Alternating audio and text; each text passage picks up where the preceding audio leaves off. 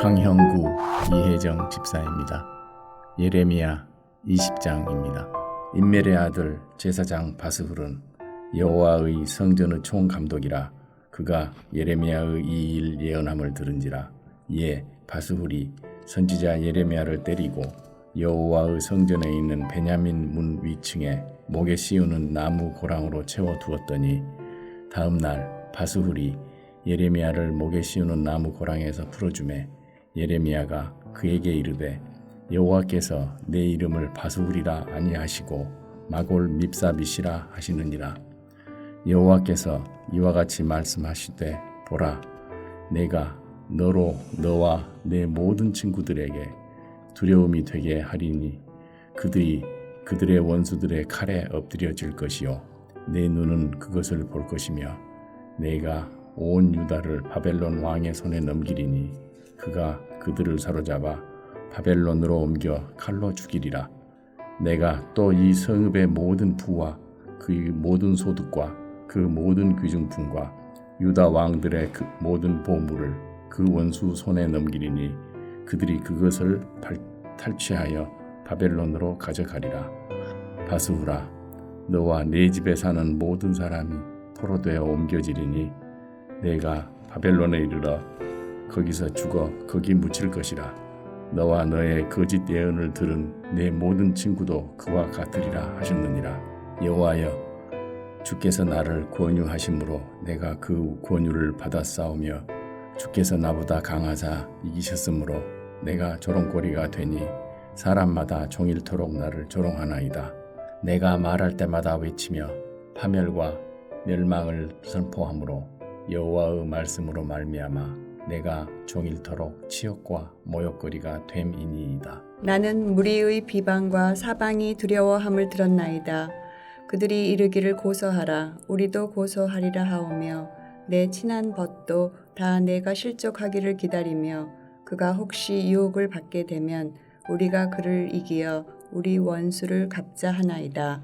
그러하오나 여호와는 두려운 용사 같으시며 나와 함께 하심으로 나를 박해하는 자들이 넘어지고 이기지 못할 것이오며 그들은 지혜롭게 행하지 못함으로 큰 치욕을 당하오리니 그 치욕은 길이 잊지 못할 것이니이다. 의인을 시험하사 그 패부와 심장을 보시는 만군의 여호와여, 나의 사정을 주께 아뢰었사온즉 주께서 그들에게 보복하심을 나에게 보게 하옵소서. 여호와께 노래하라. 너희는 여호와를 찬양하라.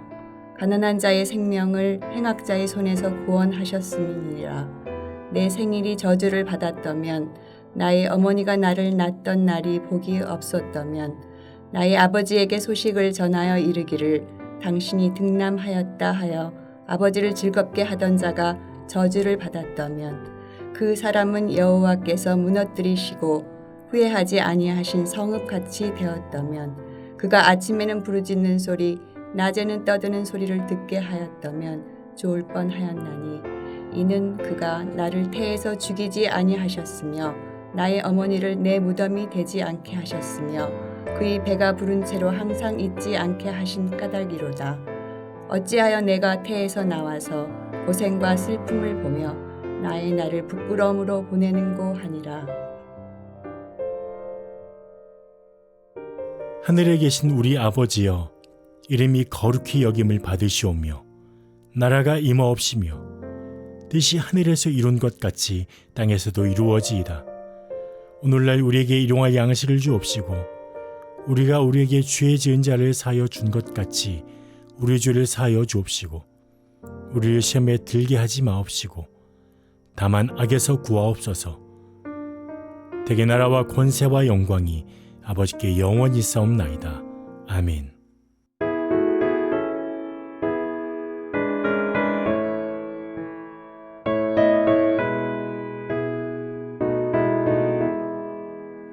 주님의 뜻을 이루소서. 고요한 중에 기다리니 지능과 같은 날 빚으소. 주님의 영생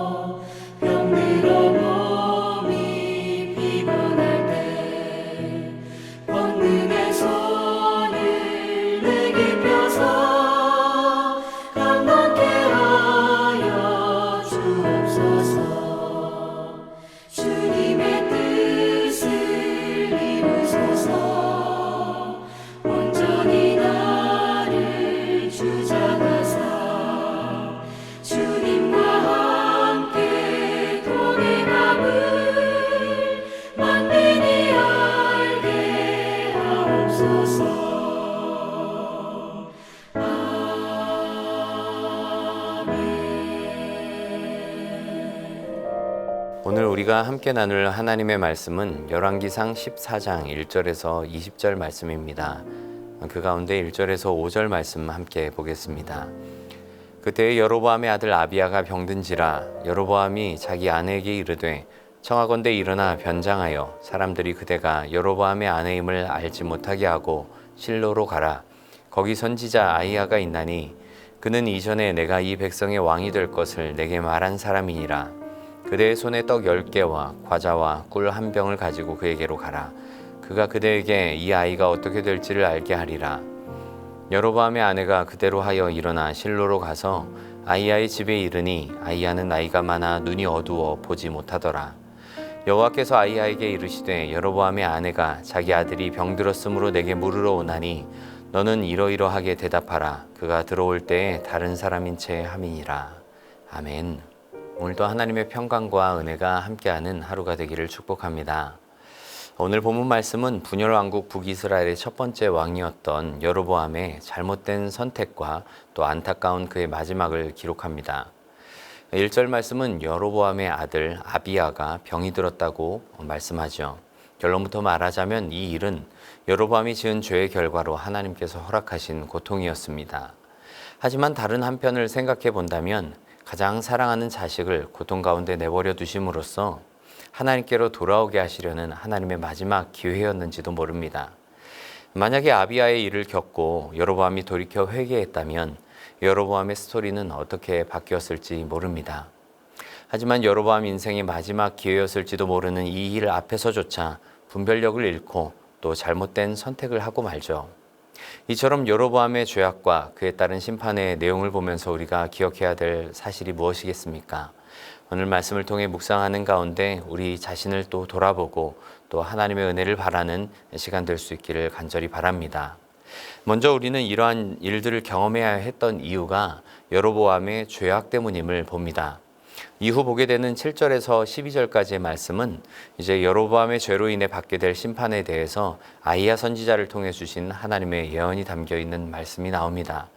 그 내용의 핵심이 8절과 9절에 이렇게 말씀하는데요. 하나님께서 나라를 다윗의 집에서 찢어서 여로보암에게 주셨지만 다윗의 길로 행하지 않았다는 것입니다. 하나님의 명령을 어겼습니다. 악을 행했습니다. 우상을 만들어 섬기고 하나님을 버렸습니다. 여로보암이 이렇게 처음 부르심을 받았을 때는 어떠했습니까? 열왕기상 11장 후반부에 나오는 말씀을 보면 솔로몬의 죽음 기사에 앞서서 여로보암에게 아히야 선지자를 보내셔서 하나님께서 말씀하십니다. 여로보암이 이제 솔로몬 이후에 10지파를 맡아서 북이스라엘의 왕이 될 거라는 말씀을 전하게 합니다. 여로보암에게 다윗의 언약을 생각나게 하는 말씀도 해주시죠. 내가 만일 내가 명령한 모든 일에 순종하고 내 길로 행하여 내 눈이 합당한 일을 하며 내 종 다윗이 행함같이 내 율례와 명령을 지키면 내가 너와 함께 있어 내가 다윗을 위하여 세운 것 같이 너를 위하여 견고한 집을 세우고 이스라엘을 내게 주리라 라고 말씀하십니다. 그러나 그럼에도 불구하고 여로보암은 이 베델과 단의 금송아지를 두고 섬기게 합니다. 하나님께서 구별하여 세우신 레위 사람들이 아니라 보통 백성들을 제사장으로 삼습니다. 절기도 유다의 절기와 비슷하게 해서 온 백성들로 하여금 우상 숭배를 일삼는 일에 앞장을 섭니다. 이 일에 대해서 하나님의 책망과 또 심판의 예고가 있었음에도 불구하고 돌이키지 않습니다. 특히나 오늘 본문 1절 말씀은 그때에 라고 시작하죠. 이 아들의 질병 이전에 나오는 13장의 내용과 연결선상에 있다는 말씀입니다. 앞서 13장의 스토리를 쭉 보면 어떤 일들이 등장합니까? 여로보암의 악행을 지적하는 하나님의 사람을 통해서 여로보암의 손이 말랐다가 또 다시 회복되는 일을 경험했습니다. 또 베델의 선지자를 통해서 다시 한번 이 책망과 징계에 대한 예언을 듣습니다. 이쯤 되면 하나님 앞에 돌아와야 하지 않겠습니까? 그러나 그럼에도 불구하고 여로보암은 끝까지 돌아오질 않습니다. 결국 13장 마지막 부분 33절에서 34절 말씀을 보면 여로보암이 이 일 후에도 그의 악한 길에서 떠나 돌이키지 않았다라고 말씀합니다. 결국은 여로보암의 인생이 비참한 결론을 맺습니다. 이것은 그의 죽음으로 끝이 나지 않습니다. 여로보암 하면은 따라오는 말이 무엇입니까? 이스라엘 왕의 악함을 두고 하는 말이 이 다윗의 길로 가지 않고 여로보암의 길로 갔다라고, 이처럼 악한 왕의 대명사처럼 여로보암이 등장하게 되죠.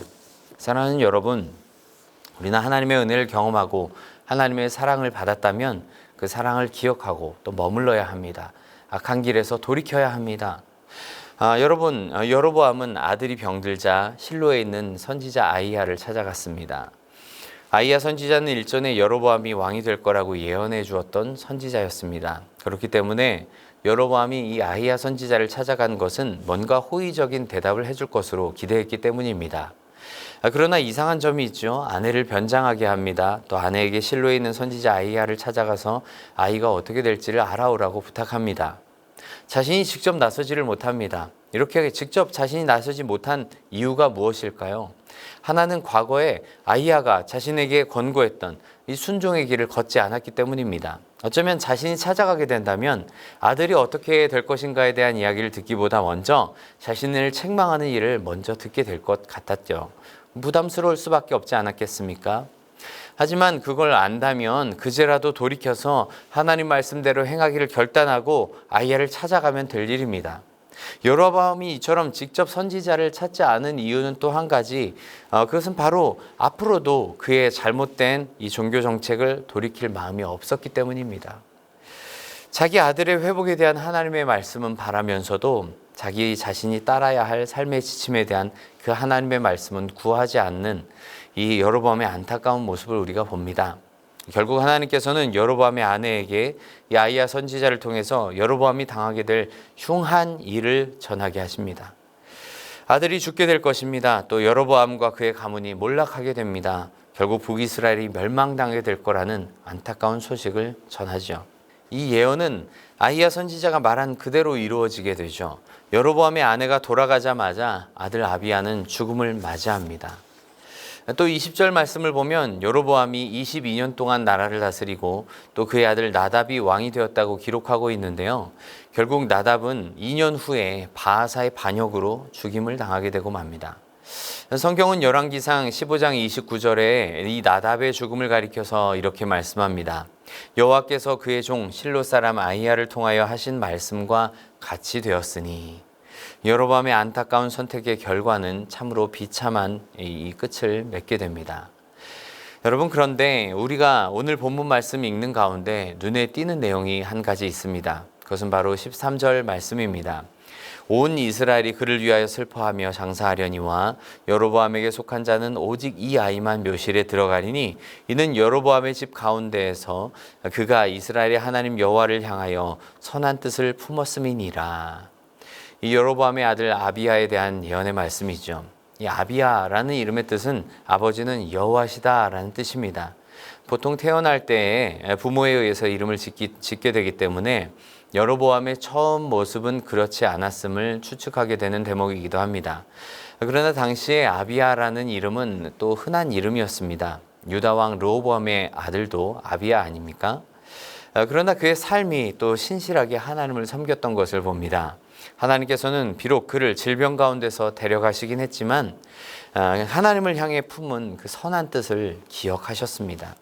아비야의 죽음은 여로보암의 가문의 안타까운 몰락에서 건지신 그 하나님의 긍휼과 은혜였다고도 볼 수 있습니다. 여로보암에게 속한 자는 오직 이 아이만 그 열조의 묘실에 들어가게 되지 않습니까?